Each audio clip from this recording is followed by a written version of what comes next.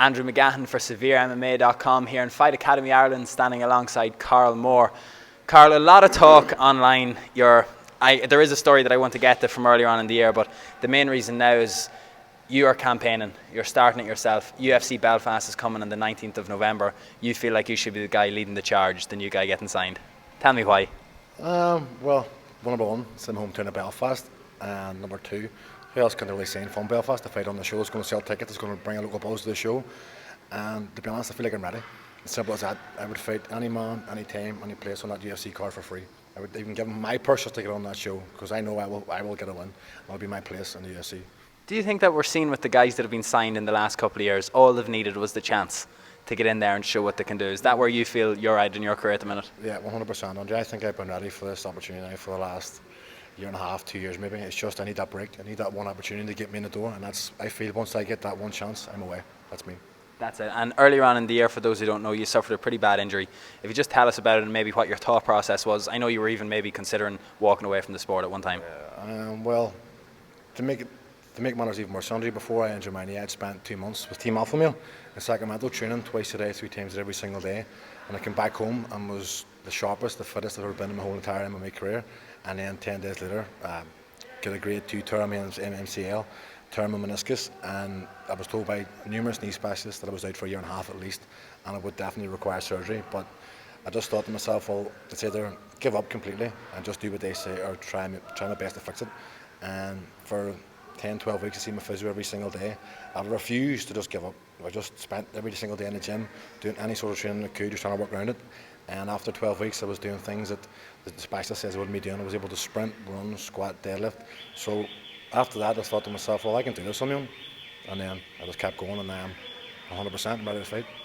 It's kind of a two-part question here. I noticed you've been a lot more active on social media these last months, but also maybe in the content that you're putting up. Your dad, who also trains in Brazilian Jiu-Jitsu, he seems like he has been your rock maybe in this whole thing, that he was the one that maybe introduced you to martial arts. He's the one that's pushing you forward, and maybe he believes that you're the one, or you're the guy who's able to go all the way.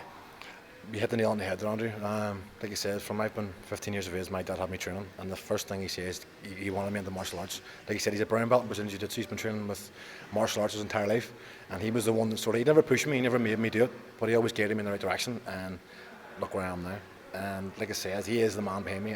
Anything that's happened, he's always been there 100%. The time I need anything, he's always there. And if I didn't have him, I don't know where I'd be, that's the truth. Is it true that Borrelio Estima has said the hardest grip he's ever felt in the world is your I'm not dad? going to say this on camera because it'll make his head fucking bigger. Excuse me, sorry for my language. But it's true that I had a variation of a triangle choke that I couldn't do on him. And he went back to hit whatever it is in Brazil and was training seminars just to get my dad in this triangle choke, and he came back and he still couldn't get him it. So that's my dad's claim to fame. Borrelio Estima couldn't get him in a triangle. Unbelievable. If we're looking though towards this, surely you look back at maybe the Bama fight with Paul Craig, you see that he was going to be getting the title shot against Chris Fields, and now he's out of that fight. Are you done with that sort of beef? Do you just think like, it happened, I moved on and I'm better for it, or is it a loss that you would want to get back? It's bittersweet, Andy. It's a double-edged sword. At the same time, that was possibly the worst moment in my career. My first loss, I didn't think I was going to lose. I had in my head I was going to beat him in the first round. I mean, I thought I had it, but it's a fight game, is what happens. But like I said, Andre, it's possibly the best thing that happened to me as well, because from that fight, my mentality and focus has changed completely. I've never been more determined to get that top my whole entire life. And then plus with this knee injury and that loss to Paul Craig, it's sort of lit that fire in my stomach. It just makes you want to get to the top. And just one final thing on that. Did you feel that maybe you were caught in a routine of just training for fights, and then maybe not being able to get matched for a while? There was a period in your career with that, but now this is the time where you've been able to just sit back, look at it from the sidelines. You had no choice, you had to watch it, and that maybe got your passion back for it. Yeah, like I said, this is the first time in a long time I've had that buzz about going to the gym. Like you said, I was always in that routine, that rut of just training for fights, and nothing ever come up. Whereas now, like you said, I was on the sidelines for a while, and it's given me that buzz, that motivation to get back in there and get fucking into fight right away, ASAP. Even what do you say it was Bama was 2 weeks with Paul Chris? Even well, stranger things have happened. There you go. Stranger things have happened, hey boy. And then just one quick thing. Let's say the Bama thing doesn't happen. Let's say they don't even offer you that fight. But if a fight comes up maybe before UFC Belfast and you think a good performance here, a dominant win, I'm going to be a cert for that card, or is this going to be Karl Moore's campaign at the UFC every single day, ringing them, being like, look, you need to get me on this card? What is the kind of timeline for the next couple of months for you? Realistically, I would like to be in the UFC, but if they're not going to pick me up right away, I'm not going to stay dormant. I want to have fights. I'm a fighter, so I do a fight, Andrew. So if the UFC don't sign me in the next 2 weeks, I'm going to try and take a fight somewhere else to keep me sharp, because like you said, there's 3 European shows coming up in the next 3 months, isn't there? So, yeah. I mean, I could just, if the Belfast show doesn't happen, I could get on one of them shows. Even if I don't get signed here for this Belfast show, I'm going to get signed at some point in time.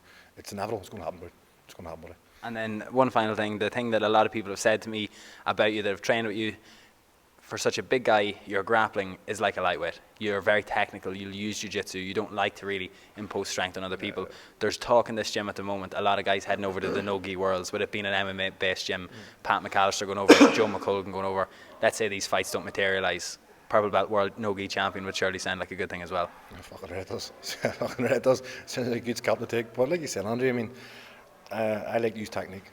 I'm a big guy, I have the strength, so I like to work on my technique, because I ain't going to come up against big, strong guys too, so I'm going to have to use technique against these guys. But I'm sort of waffling all night, but yes, I would like to be no-gi world champion. Yeah, I forgot to ask, the deadlifting out there, the faces you're making is terrifying just from a few feet away. That's just because you record me, trying to look tough on the camera. Just because you record me. Yeah, I just want to look cool. Grand. Karl, thank you very much, best of luck. See you soon.